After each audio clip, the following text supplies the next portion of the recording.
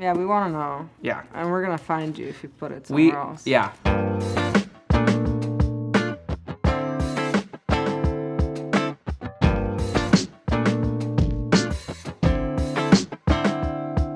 Hello, I'm Sam Blank, and this is Filling the Blank.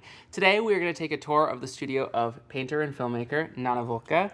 I am really excited for this one. I'm going to start with right here. We talked extensively in your interview about you're not liking to shoot on full camera build. Can you talk about just which of this is your favorite of the cameras? That one's fabulous. That's the small camera that we used for the dog collar. It's just like the quality is incredibly bad, but at the same time, just perfect. You know, it just hits the spot. It needs to fit into my small purse, basically. That's all I'm saying. A lot of these things fit into a small purse. Yeah.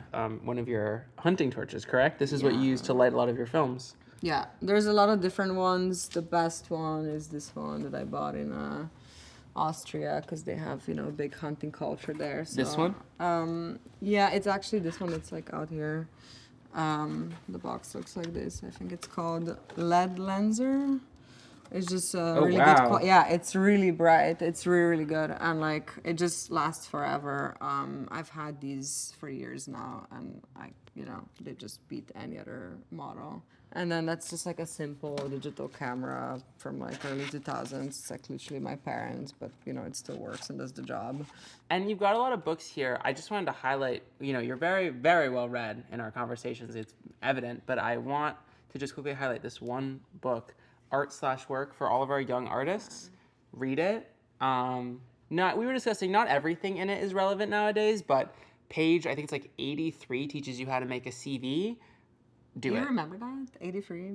Wait, everybody. Do you mind? Yeah, no, go for it. I still have some annotations in it. I haven't picked it up in like a long time, but I remember when I was in my bachelor. So Should I move to New York is 83. That's why I remember that. Answers obviously yes. Answers always yes. But you see, you intuitively just knew which one's relevant. Yeah. This one's also how to keep a ledger of where your work goes. This is really, really important because you're going to be like, who'd I sell that painting to? Yeah, we want to know. Yeah. And we're going to find you if you put it somewhere else. Yeah. Shout out Abracadabra, NYC. Yeah. Great store. What'd you get from there? For Halloween, I got some like bunny ears and a bunny nose and bunny stuff. I was a bunny this year. And so this painting, I really am attached to it. It's not really a zoom in at all. But also you've got, you mix colors very beautifully, but rarely do you do this proper top to bottom gradient. So what made you want to do that this time? It's a combination of two light sources. One is the red light and the other one is yellow. It's interesting when colors start like mixing in the space. That's kind of like the fun thing of, I always kind of think of what I do on set as like the first initial like moment of painting when I'm already like combining these color sources and sort of sculpting the space with light. Do you play with the light when you're painting it all, or do you really try and keep true to like the ways that the yellows and the reds mix in real life? I really like take it seriously when I'm on set. Like we spend a lot of time like figuring that there's like several people assisting with the light and so on, so we really like create the right environment. So the file that I use is always like really raw. I never go in and like mess with it in Photoshop or whatever, even though it might look like it's like a filter almost or something, but actually it's all like just done on set. So I'm kind of practical. She's classic. So you need to like work it and just figure it out in space and then try and like do justice to whatever you try to achieve later in the studio. It's kind of you owe it to the to the sweat and tears on set. And while we're sort of near all your paintbrushes, can you quickly tell me what is your favorite paintbrush? Okay, there's one that I'm kind of emotional about, but where is it? It has like a little inscription on it. Let me try and find it. So when I moved from London to New York, I got gifted this like amazing brush, which is not here, maybe it's in the other paint bucket, my favorite brush, good luck, la la, but I can't find it now. We'll find it later. We'll put it in the B-roll. I want to talk about this work. This is also from the same shoot, correct? Yeah. And so you've got some of your stuff on the edge, and I'm really curious, when you were letting it, you say, as you just said, you take a lot of care into making sure it's lit very, very well. how did you get this pink shadow right here? Yeah, that's the thing, you know, because like these unexpected colors pop up, like a green shadow, pink shadow, whatever, out of like combining different light sources, basically like mixing color in space. You always paint on linen. I just want to point out down here, you are preparing for the linen apocalypse. And then is this the paintbrush right here with the inscription? Oh yeah, oh my god, you found Here we it. go. Well, yeah, it's not the one that I use the most necessarily, but it's a really good paintbrush and it's like such a nice little, you know, painter to painter love. It's either like a feud or it's like true brotherly love. There's no in between, I feel. Yeah. And this work over here is, you know, you used to make a lot of green works, but you've diversified since then. This is an exterior shot, correct? Yeah, that is shot upstate. So this whole show for Independent is going to be kind of dipping into this a bit like suburban Americana. The girls are kind of reminiscent of Virgin Suicides and American Beauty, if you're like into those like film references. And then these exterior shots are more like setting the atmosphere and the tone. They're a lot more like layered and kind of rough than the other two more like, let's say, figurative works.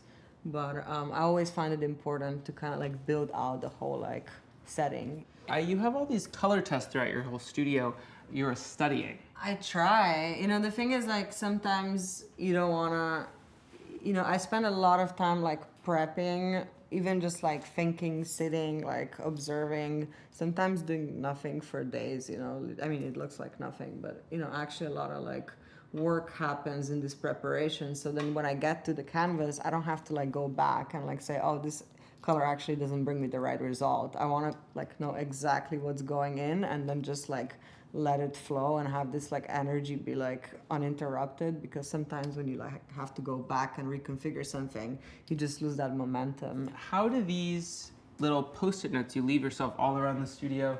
You have here window details a bit, darker top left, mid, left window. Is this part of your planning or does this come out while you're working?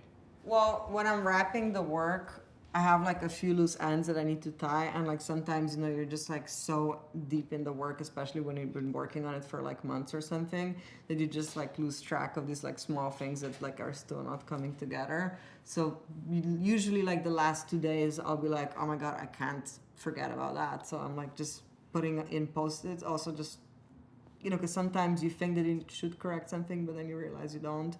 Just so I know what's going on and I don't lose track of like maybe like important last details. But yeah, it can look kind of crazy because sometimes I have like a ton and then like I'm, you know, checking this and that. You have such a way of planning and executing that is like, I feel like sometimes rare of painters, because painters are a little bit more frenetic.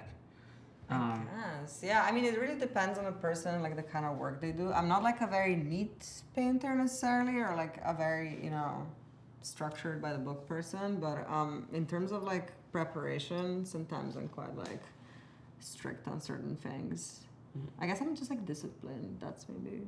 Yeah, as we're a bit medieval here. Yeah. Can you show us how you get rid of the byproducts of the painting process? Oh yeah, absolutely. So, you know, I mean, I like exercising and walking and all of that, but, you know, sometimes you're just like, oh, another trash. It landed. Yeah, I did it so well. Yeah, Michael Jordan. This couch right here has been with you in all of your studio spaces. Yeah, ever tell since us I graduated. the life story, the life cycle of this couch? I first got it in London in 2021, right after I graduated. I think every studio needs a couch, like a little like chill out spot, and it needs to be a good couch. It needs to be like an iconic piece. And since I was in London, I was like, okay, Chesterfield is obviously the way to go. And it needs to be red. At that time, I was painting red as well. So I was like, okay, it's a no-brainer. And just like a hot, cute, sexy color. And I found one for literally £200. That's the boy, on Gumtree, which is kind of like an equivalent of Craigslist, if you will. And the guy even like brought it into my studio. We like carried it together. So I just felt like, you know what, it was such a good deal. It was like the most beautiful piece of like furniture I could have gotten for my studio. You know, I live and breathe this couch. Do you ever take naps on it?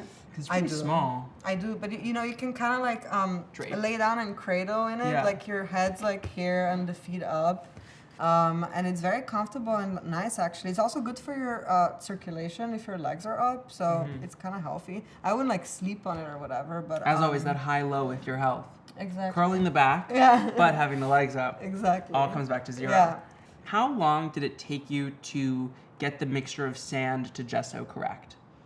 Oh, actually a while, because like you can easily add too much sand and then it's just like disintegrating and kind of falling apart and doesn't like stick properly.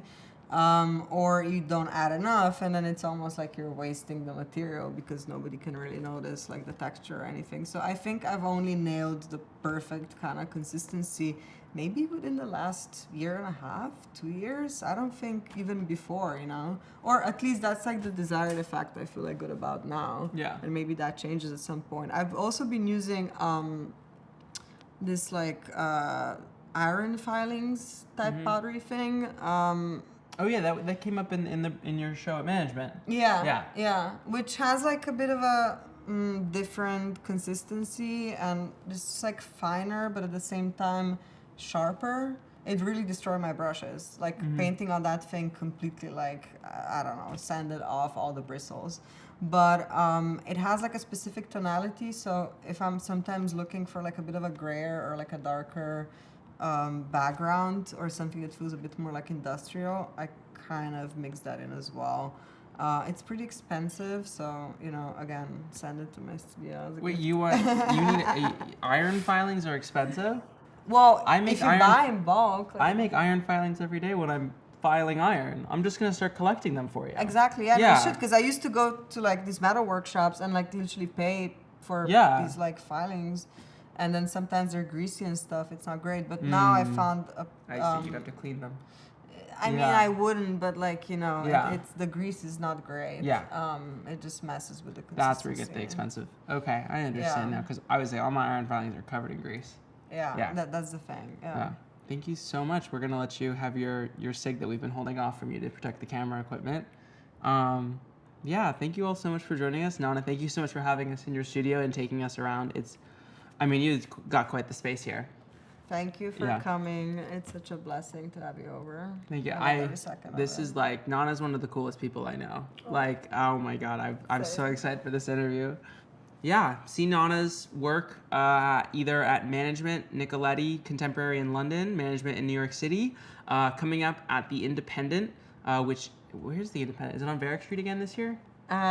It's in Spring Studios. Yeah, on in Varick Street. Tribeca. Yeah. Spring Studios on Varick Street. Get your passes today, now, whenever. It's going to be up for the week. You'll see all these paintings that are in here, hopefully, if we edit fast enough.